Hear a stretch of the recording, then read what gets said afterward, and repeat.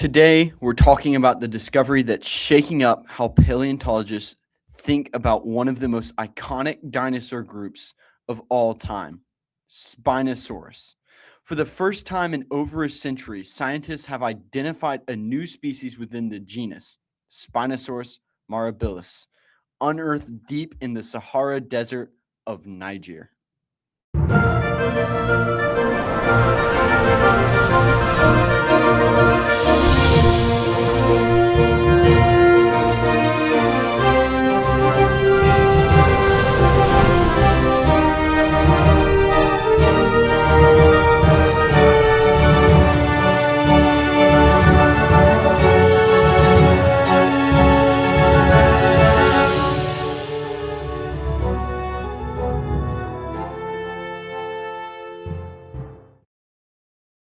Hey guys, welcome back to the Prehistoric Life podcast. I'm your host, Eric Crawford, and today we're diving right into one of the already starting 2026 off strong with the discovery of a new Spinosaurus. Now, this is Egypticus. This is not mirabilis.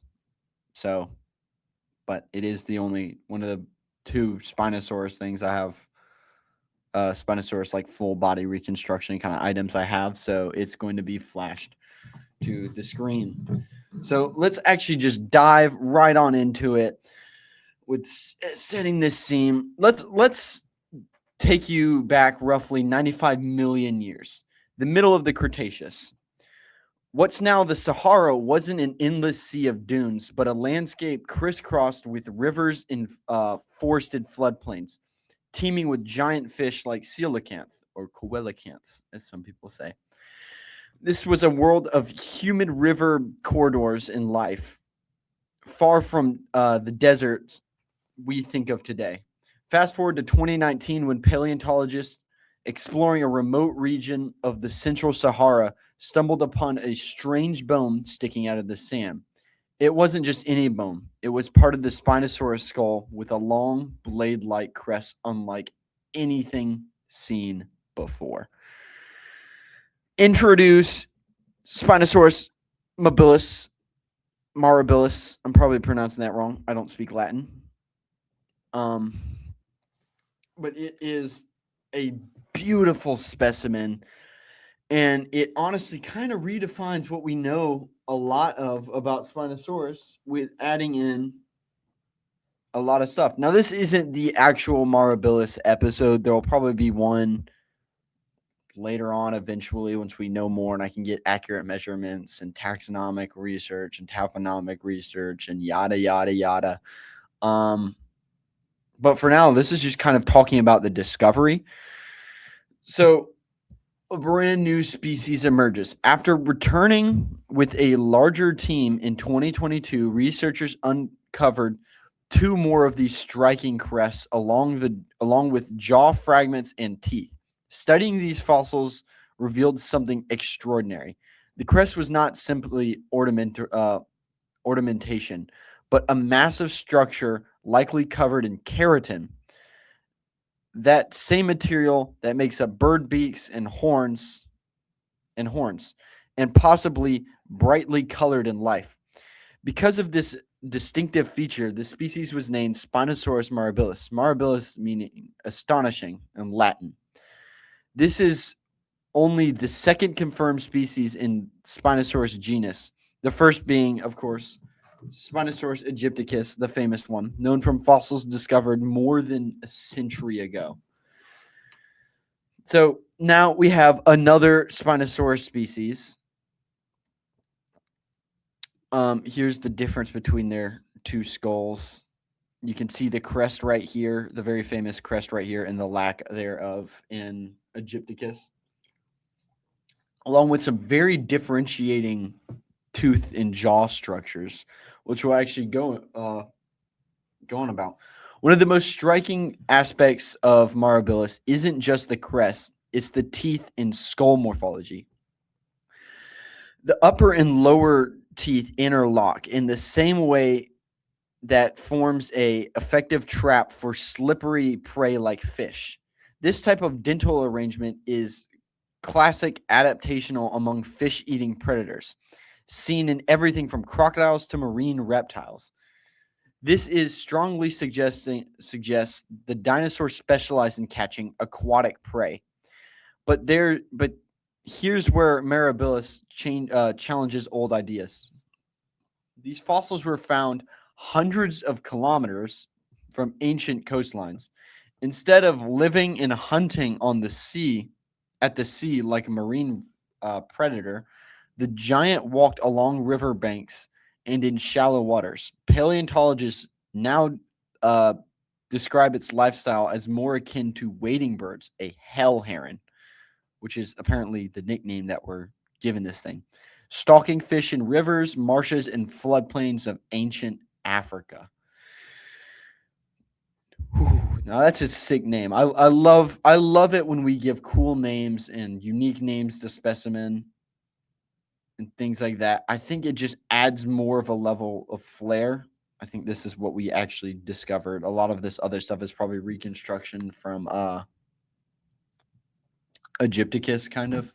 So we're kind of filling in gaps, which is pretty cool that we can do that. I honestly like that we can do that. And actually, before we go any deeper, it would be because I'm pretty sure this is on display in Chicago. That is not what I wanted to look up. Um,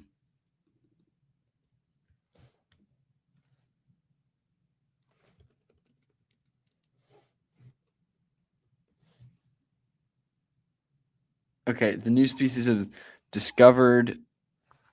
Uh,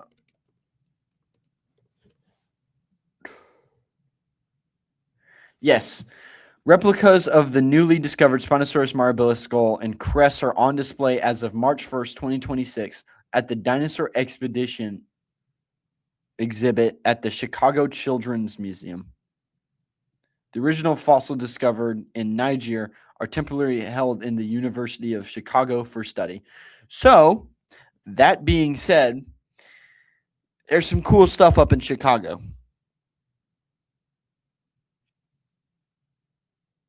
So, I think it would be really cool if you could actually go up there. But this is just one example. And I'm going to let our sponsor take it away from here. Huge shout out to today's sponsor, Dinosaur Trips.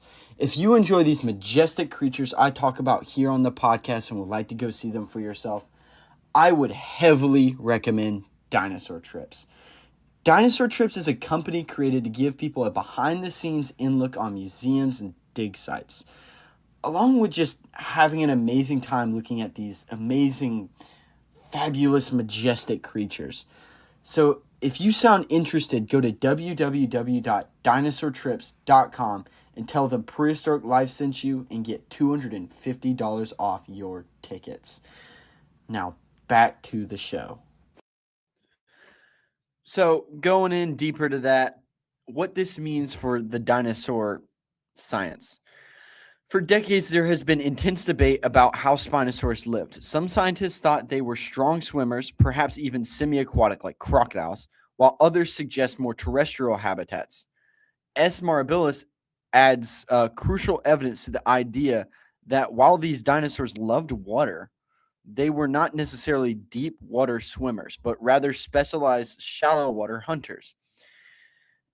Its combination of features, wading body proportions, fish catching dental structures, inland fossil locations, paints a picture of a dinosaur that thrives in rivers and freshwater systems, not open seas.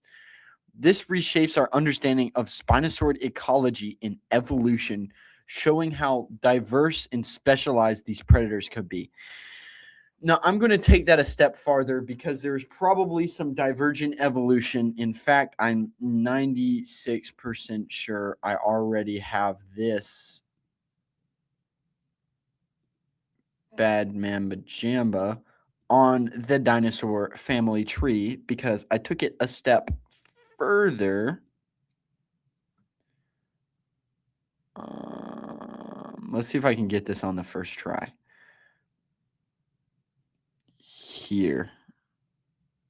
Here. Yes. they are not necessarily the same species as Egypticus. Well, same genus, different species, yes. So there could be a lot of things that this means. Maybe Egypticus is still semi-aquatic and does swim, and that's why it doesn't have the crest. Because mirabilis, some common ancestor between these two things, Spinosaurus egypticus and mirabilis.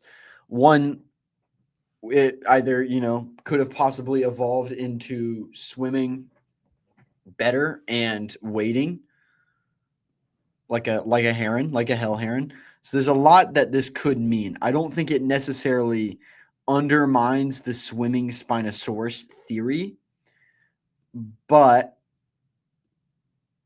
as far as we're aware, I'm pretty sure as of right now, the general consensus on what we think this thing is that it, no papers, and do not quote me, my word randomly on this podcast unless I'm exactly citing a paper or, I pull my own paper out or something. Is not to be taken as like gospel truth or something, but I think that is the consensus, but I do not think that undermines the possibility of Egypticus possibly being more aquatic and that being the evolutionary offshoot for that.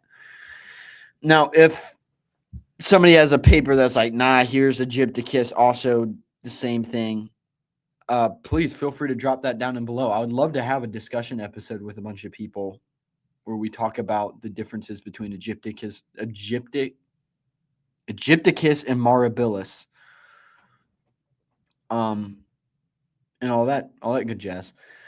The human story behind the bones. The discovery itself was no small feat. In the remote Sahara, conditions are brutal. Heat, isolation, and shifting sands make fieldwork incredibly tough.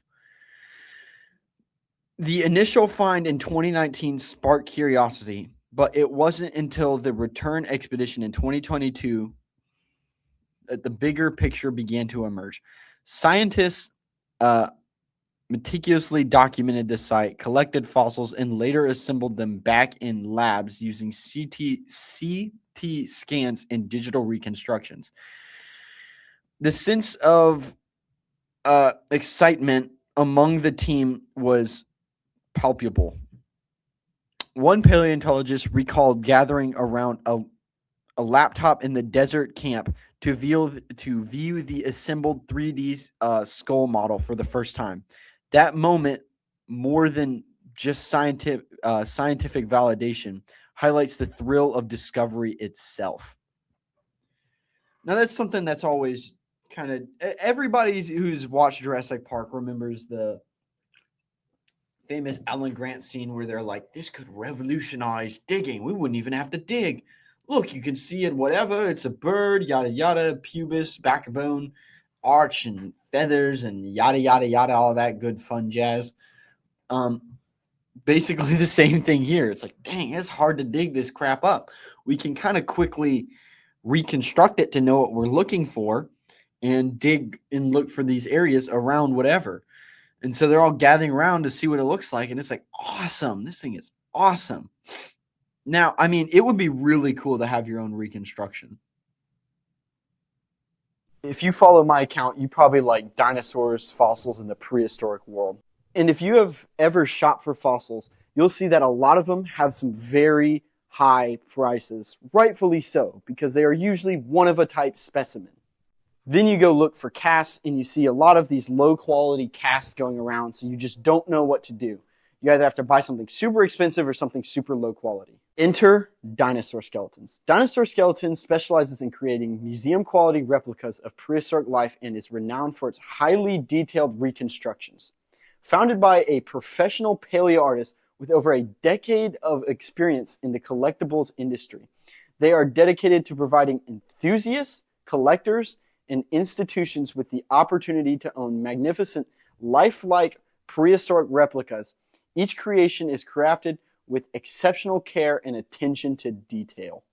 This means they are highly accurate to their source material, super high quality, and museum-grade level quality.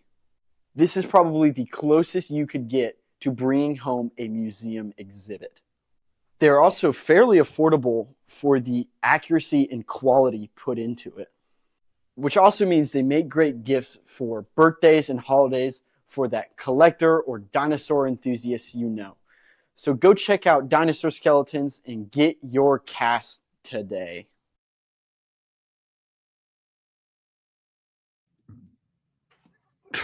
The legacy and road ahead. Spinosaurus mirabilis doesn't just expand on taxonomy books.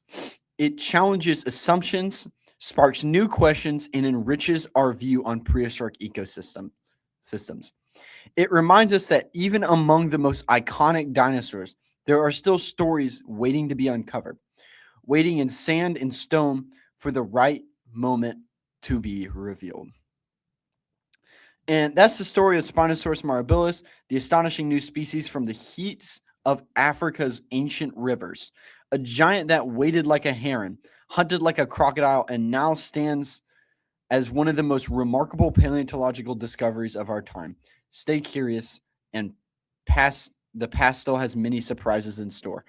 Now, what do I think of this? Not that many of y'all have, not that you should take whatever I think. It doesn't matter. Spinosaurus is awesome. I think it is the new Spinosaurus is heavily underrepresented and really cool. That being said, I can't wait for this thing to pop up on a documentary somewhere, and we do more studies on this thing to figure out that it actually used its saber crest to like fight or joust somehow. I'm just throwing ideas out there. There's no evidence for that as of right now, as far as I'm aware. But dude, I'm just excited to see what comes out of this. Just like Nanotyrannus was the big thing in 2025, I think this is going to be the year of the Spinosaurus. I feel like we're going to have a lot of stuff with this come up. Just like with Nanotyrannus last year becoming valid, and there's a bunch of stuff about nanos. But yeah, I think that's all from me for right now. This is an amazing discovery. I'm your host, Eric Crawford. There will be an episode about mirabilis itself, just like one of my breakdown episodes of like height, weight, all that good jazz. But that is all from me for right now. I hope you have a great afternoon, morning, evening, or night. This has been the Prehistoric Life Podcast. I'm your host, Eric Crawford. And remember, keep it prehistoric. Goodbye.